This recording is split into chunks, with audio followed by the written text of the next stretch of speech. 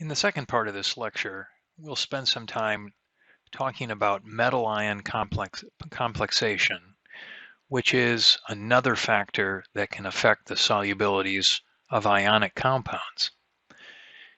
Back in Module 5, we introduced the Lewis definition of acids and bases, and one of the examples involved the formation of what we called a complex ion, which was a complex or a combination of silver, 2 ammonia molecules, overall plus 1 charge. At the time, we said that silver ion acts as a Lewis acid because it acts as an electron pair acceptor, accepting electron pairs from the Lewis bases ammonia molecules. They act as electron pair donors, and the result is the formation of what we called coordinate covalent bonds to the silver ion, and we called this the silver-ammonia complex ion. Now this complex, and many others like it involving other metal ions, tend to be very water soluble and could be effective at increasing the solubility of insoluble salts. As an aside here, Lewis bases, like ammonia, that form covalent bonds with metal centers are often called ligands. So in this complex ion here, we would say silver ion is complex with 2 ammonia ligands. Now let's write out some equilibrium expressions showing how addition of ammonia to a water solution of silver chloride could enhance the solubility of silver chloride. Remember, if you put silver chloride in water, hardly any dissolves. You just get a cloudy suspension. So let's see how adding ammonia could improve this situation. We will also try to calculate the solubility of silver chloride in a known concentration of ammonia, 2 molar. But let's look at some overall equilibria first. If we write out an equilibrium for silver chloride dissolving partially in water, forming a little silver ion and chloride ion, we could remind ourselves that the KSP for this was 1.8 times 10 to the minus 10. We could then, underneath this, write an equilibrium for silver ion interacting with 2 ammonia ligands to form a silver-ammonia complex. The equilibrium constant for this is labeled Kf, F meaning formation of a complex ion. This is many times called a formation constant. Now, you'll notice that this is ridiculously large. Now, this just means that ammonia interacting with silver ion is a very favorable interaction. That equilibrium will strongly favor the right side. In fact, maybe I shouldn't even have put an equilibrium sign here, but we'll leave it there. Now, Kf values for many complexes can be found in available tables. What I'm going to do is add up these two equations. The silver ions would cancel out, and we'd be left with the overall equation that silver chloride in the solid form interacts with 2 ammonia molecules in solution to form a silver-ammonia complex that's now soluble plus a chloride ion. So effectively what's happened here is that the ammonia ligands have separated the silver ion from the chloride ion, basically kicked out the chloride ion, formed a soluble complex, and left chloride ion floating freely in solution. We can calculate an overall equilibrium constant for this, which I'll call K net, by just multiplying these two equilibrium constants together. When you do that, you get an overall K of 3.06 times 10 to the minus 3. So this overall K certainly is larger than the original KSP of silver chloride. So we'd say the solubility of silver chloride is significantly enhanced by the addition of ammonia. Now, admittedly, this K is not the largest K in the world, but it's incredibly larger than the KSP of silver chloride. So complexation with ammonia has greatly enhanced the solubility of silver chloride in aqueous solution. Now we can actually get some real numbers here by setting up an ice table for this equilibrium and filling in some initial values. So underneath silver chloride solid, of course, we have nothing. For ammonia, we're going to say that the ammonia concentration is 2 molar. Now, where did I get this number? Well, remember, I said quite quickly up here that we would eventually calculate the solubility of silver chloride in 2 molar ammonia. So the solution is 2 molar ammonia. We're going to put a 0 here for the silver ammonia complex because it hasn't formed yet, and about 0 for chloride because silver chloride dissolves a little bit by itself, but hardly at all. So there's a tiny amount of chloride. We'll then continue filling out the ice table. It's got to go to the right because we had no silver ammonia complex to begin with. So we have minus 2x for the 2 ammonias. We have then plus x and plus x. And when we fill in the equilibrium row, of course, it would look like this. Now, what are we going to write for an equilibrium constant expression? Well, we follow the rules. It would be the concentration of the products multiplied by each other divided by the concentration of the reactants, leaving silver chloride solid out of it, and the concentration of ammonia would have to be raised to the second power. We then put in our equilibrium expressions, x and 2 minus 2x squared, and we set this equal to our overall K, which for this overall reaction, our K net was 3.06 times 10 to the minus 3, and now we solve for x. This happens to be fairly straightforward because of the way this expression to the left of the equal sign looks. We can just take the square root of that, meaning then we'd have to take the square root of the right side. So taking the square root of both sides would leave us just with x over 2 minus 2x equals 0.0553, and then we just go ahead and solve for x. No quadratic formula needed.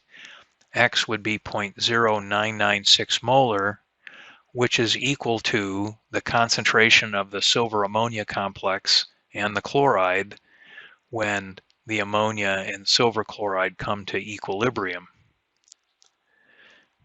Now this would be also equal to the molar solubility of silver chloride in 2 molar ammonia, because for every silver chloride that dissolves, you get 1 silver ammonia complex.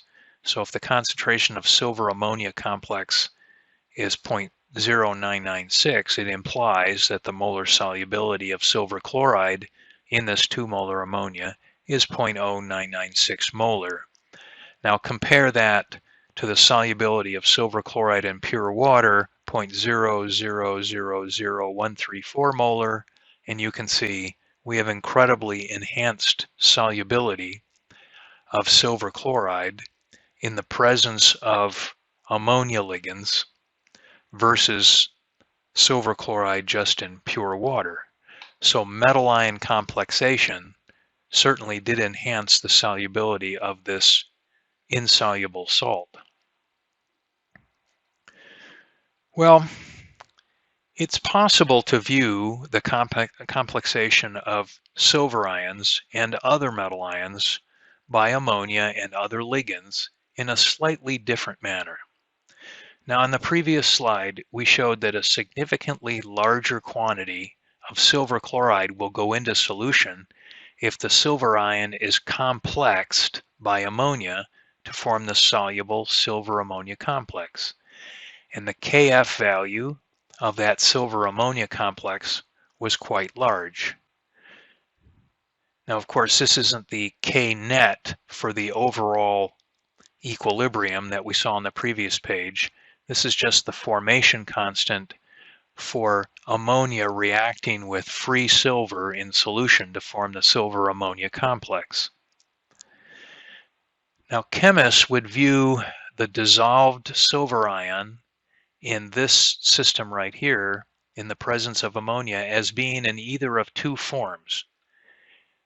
Silver ion aqueous, which would be over here, which we would refer to as the free form of silver ion in solution, or the silver-ammonia complex, which we would call, not surprisingly, the complexed form of silver ion in solution. So silver ion's either free or it's complexed to ammonia.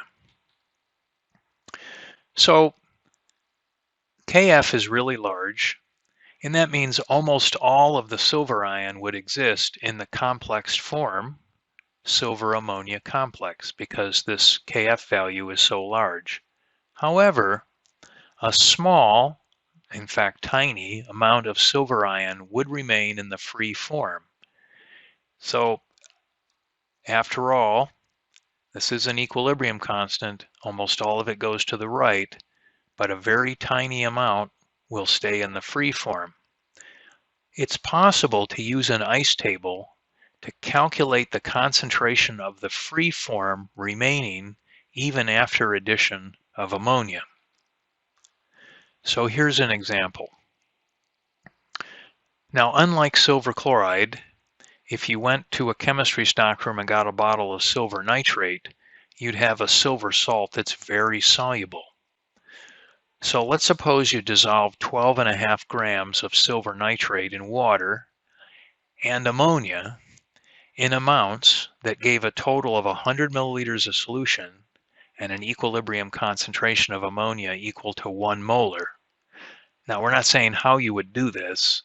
We're just saying, let's suppose you did this. So you basically have this much silver nitrate dissolved in the presence of 1 molar ammonia. So we're asking what percent of the dissolved silver ion from the silver nitrate would remain in the free form in solution, meaning, excuse me, not complex to ammonia. Well, to approach this, the first thing we're going to do is calculate the molarity of the silver nitrate. So let's do that, and we come up with a molarity of dissolved silver nitrate of 0.7358 molar. Now, since silver nitrate completely dissolves, the total concentration of silver ion in this solution is 0.7358 molar, because you get 1 silver ion for every silver nitrate that dissolves. So now we need to determine how much of this silver ion exists in the free form, silver ion aqueous, and how much exists in the complexed form, silver-ammonia complex, when the solvent contains 1 molar ammonia. Now here's something that may sound strange. We're going to assume, at least initially, that in the presence of an equilibrium concentration of ammonia of 1 molar, that 100% of the silver ion is immediately captured by ammonia to form the silver-ammonia complex. Now this means that we are assuming an initial concentration of the silver-ammonia complex of 0.7358 molar, because the ammonia has complexed all of the silver ion. So you might say now, oh, great, problem solved. 0% free silver ion and 100% complex. Well, not really. We're going to assume this happens, and then we're going to say, look, this is just an artificial starting point. We will now use an ice table, and we will let the silver-ammonia complex re-equilibrate in 1 molar ammonia to reform a small amount of free silver ion, and we can calculate that. So let's construct an ice table. We'll use the silver-ammonia equilibrium as our guide. We'll put in 0.7358 molar concentration of silver ammonia complex because we've said initially everything's in this form. We have 1 molar ammonia. We've magically made the solution so it stays 1 molar ammonia, and we have no free silver ion. So we've done this goofy thing where we say it's all gone to the silver ammonia complex. Then you say, well, wait a minute, let's let it re-equilibrate. So if it does that, we would fill out the ice table like this. We'd regain a little bit of silver ion. So we'd fill in the equilibrium row, and here we're going to leave the ammonia as 1 molar because remember, we have somehow managed to make the solution so that the concentration of ammonia stays at 1 molar.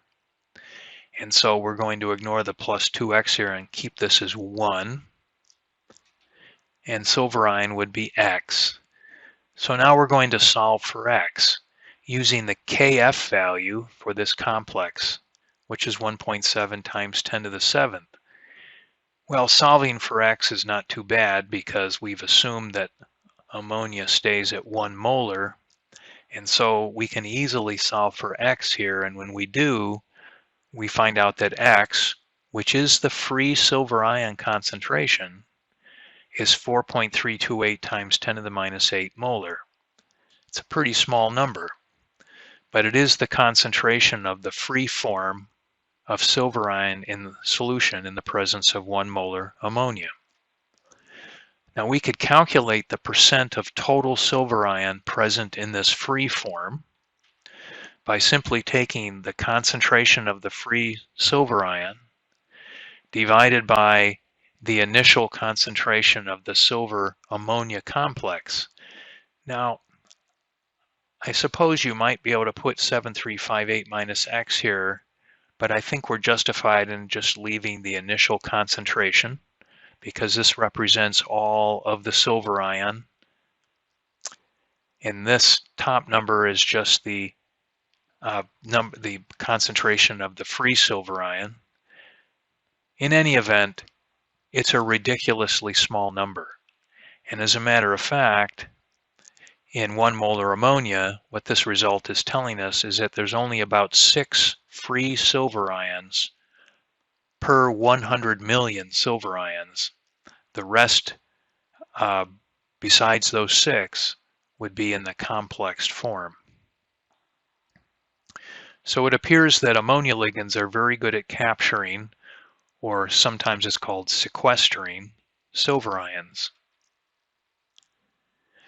Now ammonia is very good at sequestering silver ions in aqueous solution. However, just to be transparent here, we need to tell you there can be some complications. For example, recall that ammonia is a weak base and can produce hydroxide ions in solution.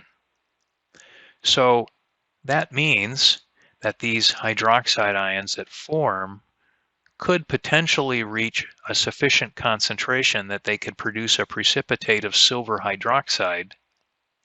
And so we might have that complication in the system. And what we've done to deal with this is just ignore this possibility. In practice, in the lab, if you were to take silver chloride suspended in water and then start adding aqueous ammonia, you won't get total solution of that silver chloride till you've added a lot of aqueous ammonia. And at that point, the ammonia molecules more than overwhelm any hydroxide ion present and dominate the chemistry. On the last slide here, we want to combine some of the things we've learned about the pH dependence of solubilities with metal ion complexation. And we're going to start by looking at an amphoteric substance, aluminum hydroxide. Now, if you recall, an amphoteric substance is something that can act either as an acid or a base, or in this case, dissolving in either an acid or a base. If you went to the stockroom, chemistry stockroom, and found some aluminum nitrate and dissolved it in water, you'd expect it to dissolve because nitrate salts are pretty soluble. You'd be disappointed when you found out that it would most likely form a cloudy mixture. Now that depends on how much you put in. This is due to the precipitation of some aluminum hydroxide. Now there's some reasons for this, but we could make the precipitation of the aluminum hydroxide enhanced by intentionally adding a small number of hydroxide ions to the solution and or the cloudy mixture, usually by dripping in some sodium hydroxide. So this figure comes in all at once here, but you should pay attention just to the middle here for a second. If you took some aluminum nitrate and dissolved it in water and then intentionally added a little hydroxide, you'd form some aluminum hydroxide solid that would come out of solution. And it's not unusual before you try to mix this that you see what would look like a ring of solid aluminum hydroxide. Now you say, well, so what? Well, what we want to do is add something to get this aluminum hydroxide to dissolve, and we actually have two options. We could add some strong acid like 6 molar HCl, in other words, add hydrogen ions. And you might ask, well, what's that going to do for us? Well, the aluminum hydroxide solid will interact with hydrogen ions, and those hydrogen ions will interact with the hydroxides on the associated with the aluminum and actually form water and then dissolved aluminum ion. So you can get this to dissolve by reacting it with an acid. You can also get it to dissolve, which this might seem counterintuitive, by reacting it with excess base. So let's say you took some very concentrated sodium hydroxide and dripped some in this suspension here. We'd call that adding excess hydroxide. The aluminum hydroxide can actually react with excess hydroxide and form an aluminum hydroxide complex. So instead of an ammonia complex, you can form an aluminum hydroxide complex. Now, aluminum with 3 hydroxides is not very soluble. Aluminum with 4 hydroxides goes right back into solution. So what we see here is we see aluminum hydroxide reacting with an acid to dissolve or with a base to dissolve. So we say aluminum hydroxide is amphoteric. The equation here for the reaction of the aluminum with 4 hydroxides overall to form the aluminum hydroxide complex, that equilibrium constant is huge. So you can see that it's very effective. It's a very effective way to get aluminum hydroxide to go into solution. Now, all metal hydroxides will react with added acids. They are, after all, hydroxides. However, not all metal hydroxides will readily form soluble complexes with excess hydroxide, like aluminum does. For example, calcium hydroxide will not dissolve in excess hydroxide. It will dissolve in acid.